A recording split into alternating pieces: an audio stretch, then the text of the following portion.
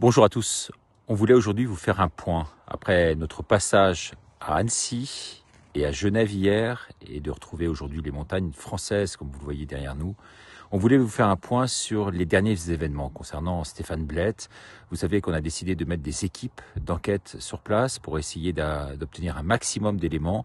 Nous les avons obtenus, en tout cas quelques-uns de ces éléments qui sont essentiels, nous paraît-il. En tous les cas, je voulais, par l'intermédiaire de cette minute, donner la parole à Natacha, qui a très bien connu Stéphane, puisque en marge des émissions dont il était chroniqueur, vous savez, sur la Une TV, ils avaient l'occasion de discuter très longuement ensemble, d'échanger, et Natacha voulait également, par le biais de cette minute, lui rendre un vibrant hommage, l'hommage qu'il méritait. C'est avec effectivement une immense tristesse que j'ai appris la disparition de Stéphane, que j'appréciais beaucoup. Effectivement, j'avais eu cette chance de pouvoir discuter beaucoup avec lui. Stéphane était quelqu'un de brillant, aussi bien en tant que musicien, mais avec un esprit vif, avec un humour incroyable. C'est quelqu'un qui aimait la vie, qui croquait la vie, qui pour moi présentait l'intelligence et la joie de vivre en même temps.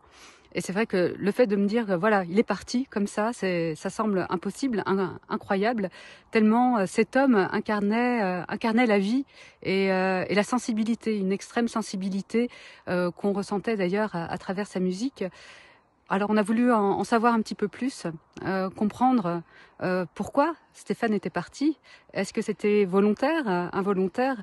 À l'heure actuelle, il y a plusieurs pistes. On ne sait pas exactement ce qu'il en est, mais tout ce que l'on peut vous dire, c'est que cette mort, Richard, est très suspecte. Très suspect. Alors, je vais vous donner quelques éléments dans un instant. Avant cela, je tenais vraiment à vous dire qu'aujourd'hui, on est dans une chasse à courre. La chasse à courre se procède de la façon suivante, c'est-à-dire qu'on tourne autour du gibier, vous savez, et puis on fatigue ce gibier, et puis au bout d'un moment, ce gibier est complètement affalé au sol, et c'est là qu'arrivent les stockades. Là, pour notre ami Stéphane, c'était exactement la même chose. Ça fait des années qu'il vivait en nomade, obligé de passer d'un pays à l'autre. Il vivait dernièrement en Turquie. Il était revenu à Genève. Alors, je ne sais pas si c'était la meilleure solution, sachant qu'à Genève, dans cette ville qu'on peut traverser en l'espace de 35 minutes et qui regorge de toute la franc-maçonnerie locale et internationale, et également toutes les instances mondialistes aujourd'hui à l'œuvre dans cet esprit de dépopulation massive et je dirais d'eugénisme notoire, eh bien je pense pas que c'était la bonne ville pour venir se réfugier. Bon, il est venu, on va pas lui en porter grief. Il se trouve que les circonstances de sa mort sont toujours inconnues, mais en tout cas qu'il ait été poussé au suicide au sens propre du terme, ou qu'il ait été poussé au suicide au sens figuré du terme, de toute façon, le résultat est le même.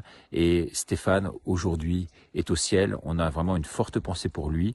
C'est vrai qu'il est extrêmement difficile, même à titre personnel, et je tenais vraiment à vous en faire part de notre situation aujourd'hui. Moi qui n'ai aujourd'hui plus aucun compte en banque en France, ils m'ont tout sucré.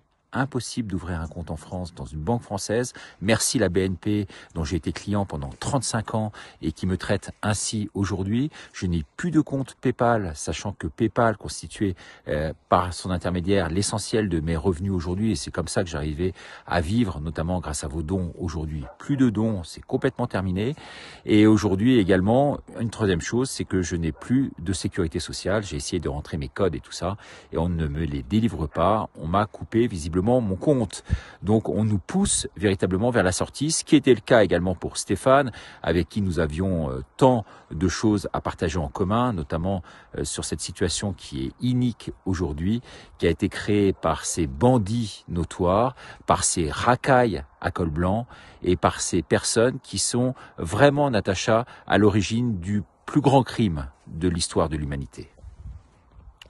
Oui, comme vous le savez... Crime ou escroquerie? Crime ou escroquerie, mais souvent les deux vont ensemble. Mais comme vous le saviez, effectivement, notre ami Stéphane avait été pris très tôt dans la franc-maçonnerie.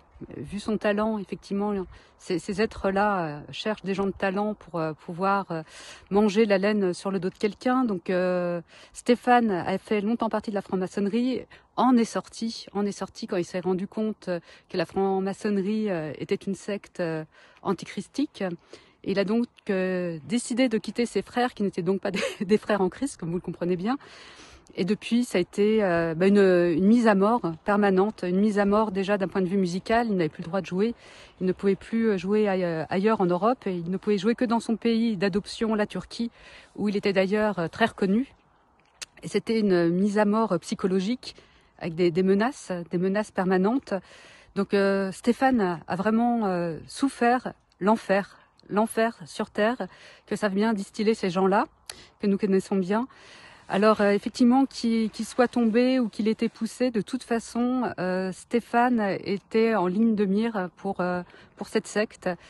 Et malheureusement, aujourd'hui, nous l'avons perdu dans des tristes circonstances, Richard. Des circonstances effectivement extrêmement suspectes, dixit la police de Genève, dont on a eu effectivement, on a pu recueillir des informations par son truchement. Il se trouve que la police est venue après le drame. Il a eu des fractures ouvertes à la fois à la jambe et au bras. Une jambe était dans un état un peu visible, du reste en tout cas on peut difficilement définir l'état de sa jambe aujourd'hui, bizarrement disposée. Des lunettes qui se trouvaient assez loin de là. Alors quand on se suicide et qu'on prend ce type de décision, est-ce qu'on n'enlève pas ses lunettes avant? Ça, c'est une autre question. Et puis surtout, la vraie question, c'est vraiment le pourquoi du comment et les circonstances. Il se retrouvait seul dans l'appartement puisqu'il n'y a eu aucun témoin. Les seuls témoins qui sont apparus, c'est après le drame, avec des personnes qui étaient au balcon dans les étages inférieurs et qui sont, compte tenu du cri occasionné, se sont penchés au balcon et ont vu le corps en bas, qui n'était pas encore un corps puisqu'il n'était pas mort. La police a procédé à des massages cardiaques pendant 27 minutes, selon nos informations. 27 minutes de massage cardiaque pour tenter de le réanimer avant qu'il ne parte définitivement.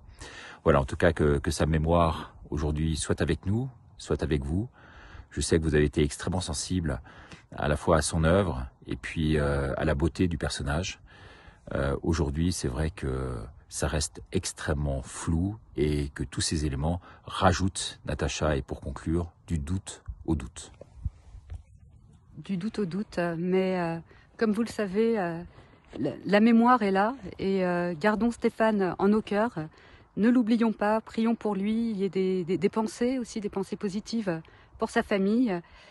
Et quand vous entendrez un bel air de Bach, vous penserez forcément à lui. Et le soir aussi, quand vous verrez cette étoile qui brille, c'est Stéphane qui est là pour nous.